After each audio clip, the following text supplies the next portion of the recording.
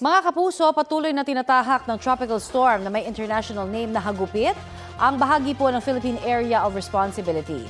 Oras na pumasok po yan sa PAR sa weekend, tatawagin ito sa local name na Kaloy.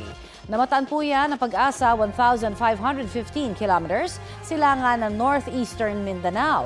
Nananatili itong tropical storm at may lakas ng hangin na aabot sa 75 kilometers per hour. Gabi bukas o umaga ng linggo, posibleng nasa loob na ng PAR ang bagyo. Sa susunod na 3 araw, wala pa hong inaasahang direktang epekto ang nasabing bagyo sa lagay ng panahon sa anumang bahagi ng bansa.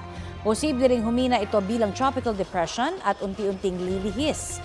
Nalusaw naman o nag-dissipate na kagabi ang low pressure area na nasa Mindanao. Easterlies muli ang magdadala sa halos buong bansa ng mainit at maalinsangang panahon. Bagaman may tsansa pa rin po ng local thunderstorm sa ilang mga lugar. Base sa rainfall forecast ng Metro Weather, posible ang light to moderate rain sa mga susunod na oras sa ilang panig ng Northern at Central Luzon, Calabarzon, Mimaropa Region, Bicol, Visayas at Mindanao.